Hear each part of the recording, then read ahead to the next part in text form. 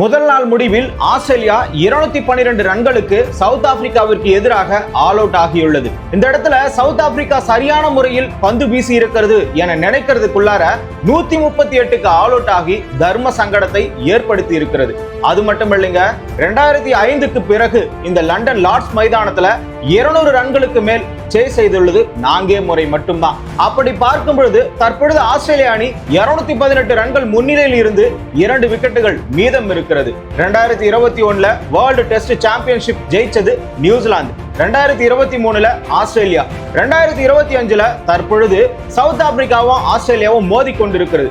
இப்படிப்பட்ட சூழ்நிலையில 2 நாட்கள்ல என்ன நடந்ததுன்னு சொல்லிட்டு இந்த தொகுப்புல முழுமையாக பார்ப்போம். 2025 வேர்ல்டு டெஸ்ட் சாம்பியன்ஷிப் ஃபைனல் போட்டி சவுத் ஆப்பிரிக்காவுக்கும் ஆஸ்திரேலியாவுக்கும் லண்டன் லார்ட்ஸ் மைதானத்துல நடைபெற்று கொண்டிருக்கிறது. இதற்கு முன்னால் இந்தியாவும் சவுத் ஆப்பிரிக்காவும் T20 அந்த வேர்ல்டு கப் நடைபெற்றிருக்குள்ள அதுல ஃபைனல்ல மோதினாங்க. அதுல தோல்வியுற்றது சவுத் ஆப்பிரிக்கா அணி தான். இப்படி இருக்கக்கூடிய சூழ்நிலையில மீண்டும் சவுத் ஆப்பிரிக்கா ஃபைனல் வந்திருக்கிறது. இவங்களுக்கு செமி ஃபைனல் இது எல்லாமே ஒரு அதிர்ச்சிகரமாக தான் இருக்கும்.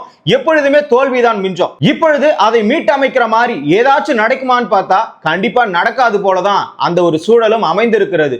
ஏன்னா RCB 18 வருஷமா கப் அடிக்கல, அவங்களும் அடிச்சுட்டாங்க. அர்ஜென்டினாவும் கப் அடிக்கல, அவங்களும் அடிச்சுட்டாங்க. தற்பொழுது சவுத் ஆப்பிரிக்காவும் இது வரைக்கும் கப் அடிக்கல. ஆகையினால இந்த முறை அவங்க கண்டிப்பா அடிப்பாங்கன்ற ஒரு சிச்சுவேஷன், இந்த ஒரு மூட நம்பிக்கைன்னு சொல்லுவாங்கல்ல, அந்த வகையில எல்லாருமே விமர்சனம் செஞ்சிருக்கிறாங்க. அந்த வகையில் ஆஸ்திரேலியாவுக்கு எதிராக இந்த முறை சவுத் ஆப்பிரிக்கா ஜெயிக்குமான்றது மிகப்பெரிய ஒரு கேள்விக்குறியாக தான் மாறி இருக்கிறது. ஆனா நடைபெற்று இருக்கக்கூடிய நாட்கள் பாத்தீங்கன்னா 2 நாள் தான். இந்த 2 நாளுக்குள்ளாரையே 28 விக்கெட்டுகள் இழந்திருக்கிறது சவுத் ஆப்பிரிக்கா அணியும் ஆஸ்திரேலியா அணியும். முதல் நாள்ல 14 விக்கெட், இரண்டாவது நாள்ல 14 விக்கெட். அப்படி என்னதாண்டா நடந்தது இந்த மேட்சுக்குள்ளாரன்னு கேக்குறீங்களா? தொடக்கத்துல டாஸ் வின் பண்ணது பவுமா தான். பவுமா வின் பண்ணிட்டு காத்தடிக்குது. அதுவும் இல்லாம லண்டன் லார்ட்ஸ் மைதானம் பாத்தீங்கன்னா ஸ்விங் ஆகும் பால், பவுலருக்கு தான் எப்பயுமே சாட்டிஸ்பாக்சனா இருக்கும். ஆனா பேட்டிங்க்கு ஏதுவாக இருக்குமானா அந்த இடத்துல 200 ரன்னே 4 முறை தான் சேஸ் பண்ணிருக்காங்க. நாம முன்னாடியே சொன்னோம். அந்த வகையில பார்க்கும் பொழுது அந்த 200 ரன்னுக்கு மேல அடிக்கிறது ரொம்ப கஷ்டம். நாம பவுலிங் எடுத்து இந்த இடத்துல சிறப்பா வீசி அவங்கள சுருட்ட பார்ப்போம்னு சொல்லிட்டு தான் பவுமாவும் முடிவெடுத்தாரு. அந்த இடத்துல ஸ்விங் ஆகுன்றது தான் அவருடைய டேலண்டா அவர் பார்த்தது. ஆனா கமின்ஸ் எதிர்த்தரப்புல என்ன சொன்னார்னா, எங்களுக்கு பேட்டிங் செய்யறத மகிழ்ச்சின்னு சொல்லிட்டு பவுமாவுடைய முடிவை அவமானப்படுத்தினார். ஆனா நடந்தது என்னமோ, ஃபர்ஸ்ட் பேட்டிங் இறங்கியது ஆஸ்திரேலியா தான். 212க்கெல்லாம் சுருட்டி எடுத்துட்டாங்க இந்த சவுத் ஆப்பிரிக்கா அணி. 2 பக்கமும் பவுலர்ஸ் யாருன்னு பாத்தீங்கன்னா மார்க்கோ யான்சன், இன்னொரு பக்கம் ரபாடா, இன்னொரு பக்கம் முல்டர். இந்த 3 பேருமே சிறந்த வீரர்கள் தான். ஆனா அனுபவம் வாய்ந்த வீரர்கள் யார் பக்கம் இருக்கிறாங்கன்னு பாத்தீங்கன்னா ஆஸ்திரேலியன்ஸ் பக்கம் ஹேசல்வுட், கமின்ஸ், ஸ்டார்க் 3 பேருமே தரவரிசையில நம்பர் 1 இடத்துல இருக்கிற பிளேயர்ஸ் மாதிரியே பாப்பீங்க. ஏன்னா 3 பேரும் எதிரில் நின்னா எதிரில் இருக்கக்கூடிய பேட்ஸ்மேன் எல்லாருமே திணறிடுவாங்க. அந்த வகையிலான அனுபவம் வாய்ந்த பேட்ஸ்மேன்கள் அந்த பக்கம் இருக்கிறாங்களான்னா அது ஒரு கேள்விக்குறிதான். இவ்வளவு நாள் இந்த டெஸ்ட் சாம்பியன்ஷிப் ஃபைனல் வரதுக்கு நிறைய சதமெல்லாம் அடிச்சிருக்கலாம். ஆனா ஆஸ்திரேலியன்ஸ்க்கு எதிராக போராடுறது கொஞ்சம் கஷ்டம் தானே. இங்கிலாந்து மோதினாலே அந்த ஆஷஸ் டெஸ்ட்ல ரொம்ப போராடக்கூடிய நிலை தான் இருக்கும். 2 பேருக்குமே அந்த கிரவுண்டோட சூழலும் சரி, அவங்களுடைய மண்ணோட சூழலும் சரி ஏதுவாக இருக்கும். பவுன்ஸ் பால் ஆடக்கூடிய ஒரு பிளேயர்ல தான் இருப்பாங்க. ஆனா இந்த இடத்துல சவுத் ஆப்பிரிக்காவும் அந்த நிலைமையில தான் இருக்கு. அதனாலதான் சேன நாடுகள் எல்லாருமே பவுன்ஸ்ல கொஞ்சம் பயங்கரமா இருப்பாங்க. அதுல குறிப்பிட்டு சொல்ல போனா ஆஸ்திரேலியன்ஸும் இங்கிலாந்தும் ரொம்ப தரமாவே இருப்பாங்க. அந்த வகையில் பார்க்கும் பொழுது இந்த இடத்துல யான்சனும் ரபாடாவும் சரியாக பந்து வீசி இந்த இடத்துல ரபாடா 5 விக்கெட்டை எடுத்து யான்சன் 3 விக்கெட் எடுத்து 212க்குலாம் ஆல் அவுட் ஆக்கிட்டாங்க. ஆஸ்திரேலியன்ஸ் பக்கம் இன்னொரு வீக்னஸ் என்னன்னு பாத்தீங்கன்னா ஓப்பனிங்க்கு ஆள் கிடையாது. லபுஷேன் தான் உள்ள இறங்கி இருக்கிறாரு. 3வது டவுன்ல யார் இறங்குறதுன்னு பாத்தீங்கன்னா கிரீன் காயத்துல இருந்து தற்போது மீண்டு 3rd டவுன்ல இறங்குறாரு. இவரால போலிங் கண்டிப்பா வீச முடியாது. அப்படி இருக்கக்கூடிய சூழ்நிலையில லயனு, இன்னொரு பக்கம் கமின்ஸ், இன்னொரு பக்கம் ஹேசல்வுட், இன்னொரு பக்கம் ஸ்டார்க், இந்த 4 பேர் மட்டும் தான் வீச போறாங்க. இந்த ஹோல்ஸ் எல்லாம் பயன்படுத்தி சவுத் ஆப்பிரிக்கா இந்த இடத்த வெற்றி இலக்க தொடுவாங்களானா அது கேள்விக்குறியாகிற மாதிரி தான் இந்த 2 நாள் ஆட்டத்துல நடைபெற்றது. தொடக்கத்துல பேட்டிங் ஆடிய கவாஜாவும் இன்னொரு பக்கம் லபுஷேனும், இந்த 2 பேர்ல கவாஜா 20 பாலுக்கு 0 ரன். 7th ஓவர்ல ஒரு 3rd பால் இருக்குங்க. அந்த நேரத்துல கவாஜா அவர்களை விக்கெட் எடுத்தார் ரபாடா. அது மட்டும் கிடையாது, கிரீன் ஒரு 3 பால் தான் ஆடினாரு, ஒரு 4 தான் அடிச்சாரு. அவரையும் விக்கெட் எடுத்து அந்த ஓவர்லயே கடைசி பால்ல அனுப்பிட்டாரு ரபாடா. அப்ப கிரீனும் இன்னொரு பக்கம் கவாஜாவும் காலி.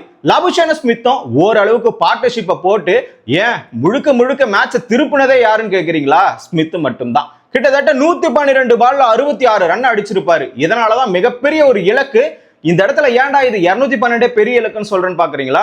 200 அடிக்கிறதே கஷ்டம் முன்னாடியே சொல்லியாச்சு. அப்படி இருக்கும்போது இது 200 பெரிய விஷயம் தானே. அதுலயும் ஆஸ்திரேலியன்ஸ் பக்கம் பவுன்சர் பேசக்கூடிய 3 பவுலர்கள் இருக்கிறாங்க, தரமான பவுலர்களாக இருக்கிறாங்க, மும்மூர்த்தின்னு கூட சொல்லலாம். அப்படி இருக்கும் பொழுது இந்த பக்கமா 56 பாலுக்கு 17 ரன் அடிச்சு லபுஷேன் அவர்கள் ஒரு பக்கம் கொடி நாட்டிட்டாரு. ஆனா அவருடைய விக்கெட்டை எடுக்க முடியுமானா எடுத்துட்டாங்க, அதுவும் போச்சு. இன்னொரு பக்கம் அடுத்தது வந்து வெப்ஸ்டர் 92 பாலுக்கு 72 ரன் அடிச்சாரு. அப்போ இவர் ஒரு 66, அவர் ஒரு 72, இது ரெண்டும் சேர்ந்ததுதான் 212ஆவே நின்னுச்சு. மீதி இருக்கக்கூடிய நபர்கள் எல்லாமே சொற்ப ரன்கள் அவுட் ஆயிருந்தாலும் 5 விக்கெட் வெறும் 20 ரன்னுக்கு கொடுத்திருக்காங்க. கிட்டத்தட்ட 192க்கு 5 விக்கெட், அதுக்கு முன்னாடி 67க்கு 4 விக்கெட். இப்படிப்பட்ட சூழ்நிலையில முதல் நாள்ல 212க்கு 10 விக்கெட் இழந்தாச்சு. சரி, ஆஸ்திரேலியன்ஸ் மட்டும்தான் விளையாடினாங்களான்னு கேக்குறீங்களா? கண்டிப்பா கிடையாது. சவுத் ஆப்பிரிக்கா விளையாடி 212 அசால்ட்டா அந்த 212 மட்டும் அடிச்சா கூட போதுன்ற ஒரு நிலைமை தான். ஆனா அந்த இடத்துல அது கூட நடக்கலீங்க. முதல் நாளே 43க்கு 4 விக்கெட். இந்த அடிப்படையில பார்க்கும் பொழுது முதல் நாளே 14 விக்கெட்டும் ஆஸ்திரேலியாவும் சவுத் ஆப்பிரிக்காவும் சேர்ந்து இழந்திருக்கிறது. அந்த பக்கமா ஸ்டார்க் அவர்கள் முதல் ஓவர் வீசும் போதே மார்க்ரம டக் அவுட் ஆகினாரு தன்னுடைய லாஸ்ட் பால்ல. அதுக்கப்புறமா ரியான் ரிக்கல்டன் 23 பாலுக்கு 16. இன்னொரு பக்கம் முல்டர், கமின்ஸும் சரி, ஹேசல்வுட்டும் சரி, ஸ்டார்க்கும் சரி, முதல் நாள்லயே 3 பேரும் சேர்ந்து 4 விக்கெட்டை எடுத்து தீர்த்துட்டாங்க. 43க்கு 4 விக்கெட், அவங்க 212க்கு ஆல் அவுட். இப்போ 169 ரன்கள் ஆஸ்திரேலியா முன்னிலையில் இருக்கு. மறுநாள் ஆட்டத்துல யார் யார் இருப்பாங்க களத்துல பாத்தீங்கன்னா பெட்டிங்ஹாமும் பெட்டிங்ஹாமும் இருக்கிறாங்க. பவுமா இந்த இடத்துல தட்டு தடுமாறி முதல் நாள்ல கிட்டத்தட்ட 35 பாலுக்கே 2 ரன் 3 ரன் தான் அடிச்சிருந்தாரு. இன்னொரு பக்கம் பெட்டிங்ஹாம் நல்ல ஒரு பேட்ஸ்மேனுங்க, தடுமாறி எப்படியோ 111 பாலுக்கு 45 ரன் எடுத்துட்டு போயிட்டாரு. பவுமாவும் 36 ரன் எடுக்கும்போது இந்த இடத்துல கேட்ச் அவுட் ஆயிட்டாரு. கமின்ஸ் கிட்ட பவுமா கேட்ச் அவுட் ஆனாரு. கமின்ஸ் யாரு? ஆஸ்திரேலியாவோட கேப்டன். பவுமா சவுத் ஆப்பிரிக்காவோட கேப்டன். இது 75 வருஷத்துக்கு அப்புறம் இப்போதான் நடந்திருக்கு. கிட்டத்தட்ட 75 சொல்ல முடியாது, 50 வருஷத்துக்கு அப்புறம் கேப்டன் டு கேப்டன் விக்கெட் எடுக்கிறது இதுதான் முதல் முறை. ஏன்னா 1975ல சாப்பலும் இன்னொரு பக்கம் இங்கிலாந்து கேப்டனும் அவுட் எடுத்திருப்பாங்க. அதுக்கு முன்னாடி 1909ல நடந்திருக்கும். அந்த வகையில 2025ல ஆஸ்திரேலியன் கேப்டன் கமின்ஸ் அவர்கள் சவுத் ஆப்பிரிக்காவுடைய கேப்டன் பவுமாவை விக்கெட் எடுத்து இந்த 50 ஆண்டு கால சாதனையை முறியடிச்சிருக்காங்கன்னு கூட சொல்லலாம். இந்த இடத்துல நீங்க முக்கியமா பார்க்க வேண்டியது பெட்டிங்ஹாம் 45 ரன் அடிச்சு ரொம்ப ஒரு ரன்னை வந்து உயர்த்தி இருப்பார். எந்த அளவுக்கு உயர்த்தினார்லாம் கேட்காதீங்க, ஏன்னா 138க்குலாம் ஆல் அவுட் ஆயிருப்பாங்க.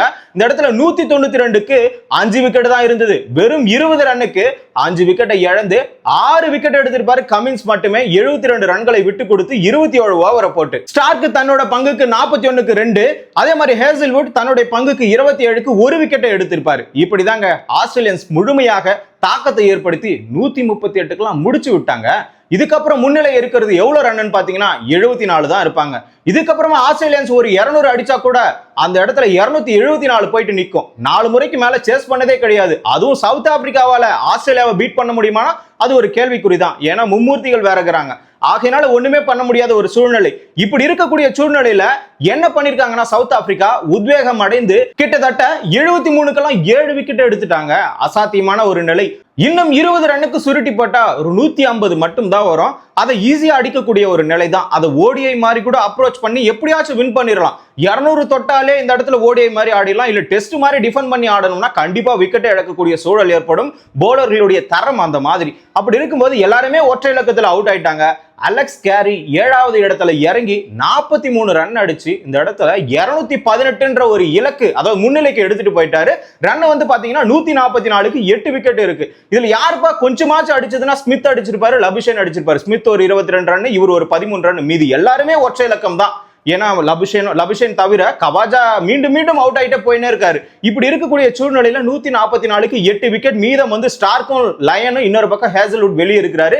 இன்றைய ஆட்டத்துல இவர்கள விக்கெட் சீக்கிரமா ஒரு 10 ரன்னுக்குள்ள சுருட்டி எடுத்தா கூட 218 பிளஸ் 10 228 ரன்கள் ஆகிப்போது. 229 அடித்தால் வெற்றி என்ற இலக்குடன் சவுத் ஆப்பிரிக்கா களம் இறங்கினால் இந்த இடத்துல முதல் விக்கெட்டில் ஆடுபவர்கள் இந்த மார்க்ரமும் சரி, இன்னொரு பக்கம் இன்னொரு பேட்ஸ்மேனும் சரி ஆடும்போது கொஞ்சம் தெளிவுடன் ரியான் ரிக்கல்டன் 2 பேரும் சேர்ந்து பார்ட்னர்ஷிப்பை போட்டு ஒரு 50-60 எடுத்துட்டு போயிட்டு அவுட் ஆனா கூட பரவாயில்ல. இந்த இடத்துல சடனா விக்கெட்டை கொடுத்தா கண்டிப்பா சவுத் ஆப்பிரிக்காவால் ஜெயிக்கவே முடியாது.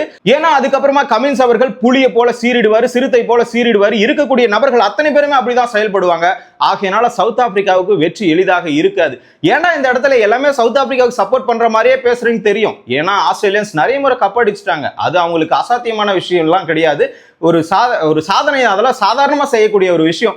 ஆகையினால சவுத் ஆப்பிரிக்காவுக்கு தான் இது அசாதாரணமான விஷயம். ஆகையினால சவுத் ஆப்பிரிக்கா ஜெயிச்சா இந்தியாவில் இருக்கக்கூடிய அத்தனை பேருமே கொண்டாடுவார்கள். அது எல்லாருமே ஏற்புடையது.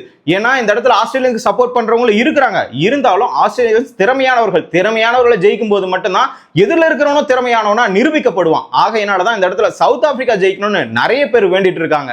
அந்த வகையில பார்க்கும் பொழுது பவுமாவும் கொஞ்ச நேரத்துல தாக்கு பிடிப்பாருன்னு எல்லாருக்குமே இந்த இடத்துல ஒரு ஆசை இருக்கிறது. மார்க்ரம், பவுமா, இருக்கக்கூடிய யான்சன், ரபாடா இவங்க மேலலாம் நம்பிக்கை வச்சுதான் சவுத் ஆப்பிரிக்கன்ஸும் அந்த இடத்துல மைதானத்துல அமர்ந்துட்டு இருக்காங்க.